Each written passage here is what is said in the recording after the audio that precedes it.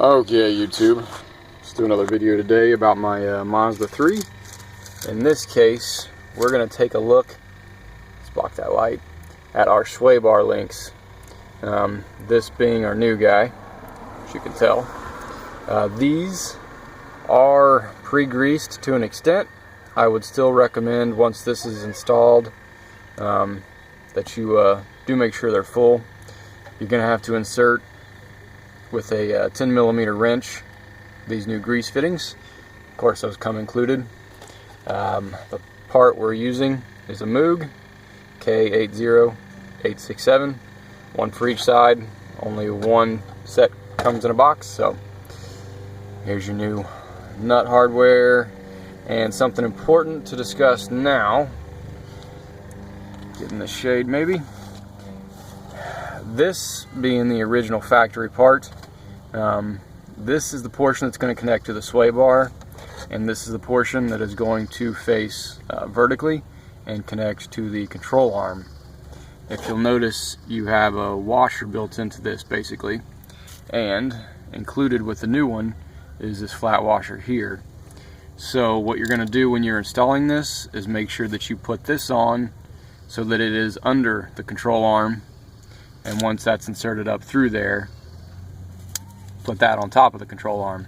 The directions don't make that entirely clear, but I do believe that is the way you want to go about doing that.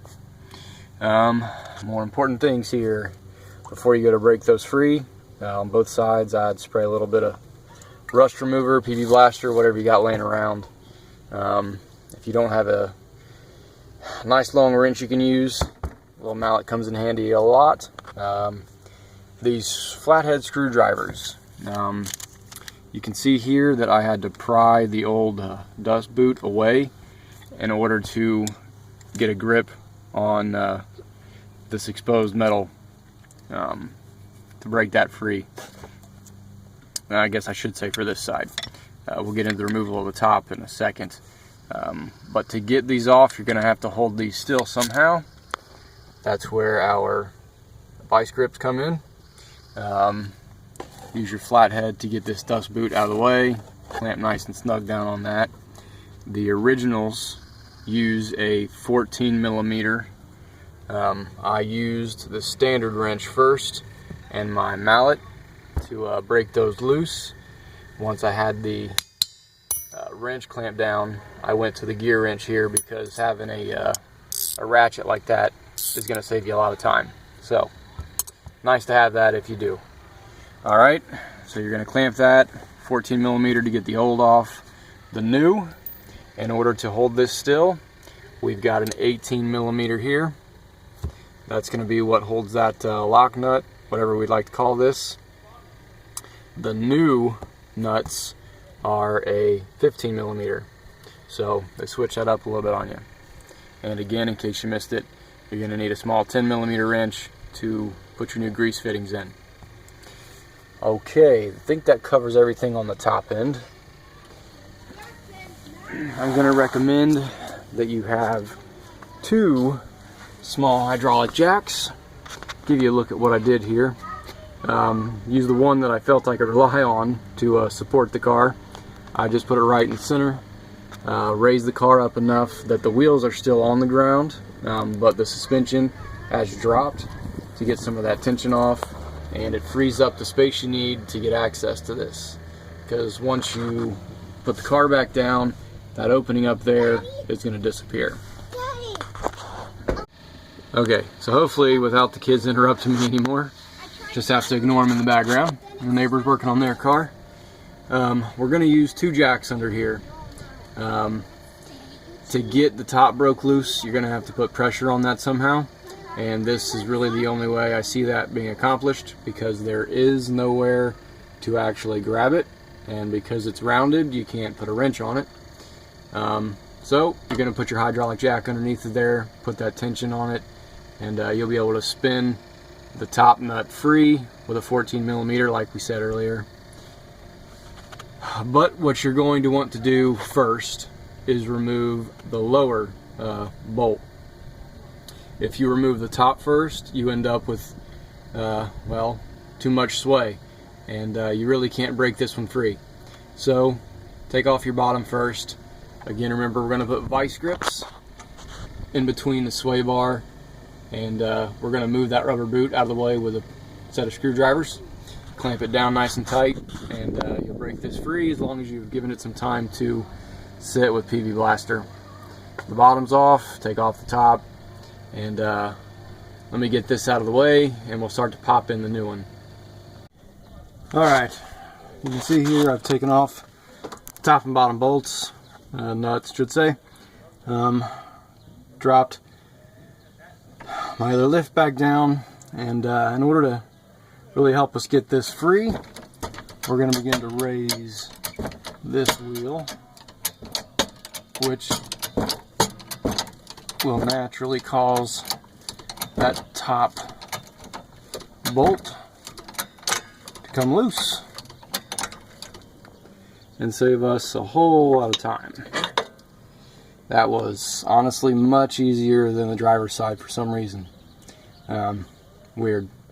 There we go. And you can see actually that washer may not, that existing washer may not be factory, or this one's broken. Either way. Alright, we've got the old one out of the way now. We're ready to work this one back in.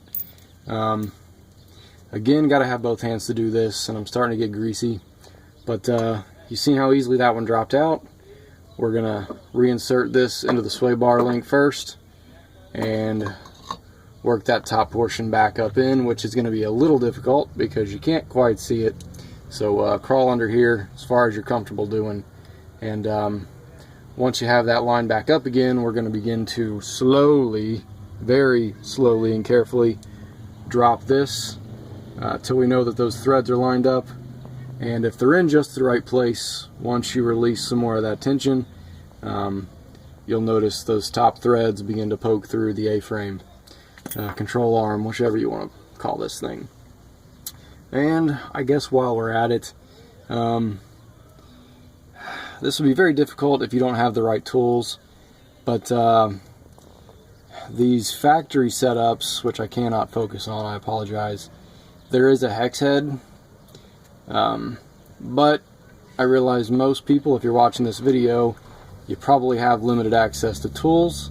It's not likely that you have a set of these torque bits or hex head sockets to be able to use that, because it's going to be very difficult to use an Allen wrench with as much torque as involved.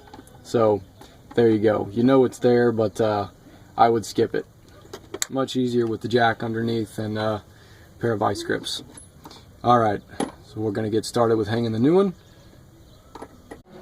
Okay, and this side actually went in easier than the driver's side did. No real reason as to why, but again, like I said, drop the control arm very slowly. Use one hand to do that if you're able, and another to kind of feel out and guide this top bolt. Not too difficult. Just be careful that you're not doing this too forceful, and you're going to damage those threads when it finds that opening and jumps through. But you can see now I'm back where I'm using just enough pressure. Don't overdo it. We're not raising the car with this thing. Just enough pressure to keep the lock nut steady. So we're going to use our ratcheting wrench, or deep weld if you're going that route, and get this thing tightened down. There are torque specs in the manual, but if you're like me, you don't have a torque wrench. So we snug them up, and I use a little bit of leverage from whatever I've got, whether it's a breaker bar or tapping it with a mallet, and get it just snug past what I was able to do by hand. Once we get that, we're going to do the same thing down here, but that is where this 18mm comes in. You're going to insert that with the jack out of the way now to hold that steady, and again, tighten them down, and the job is done. Take it for a spin and see how it sounds. Good luck.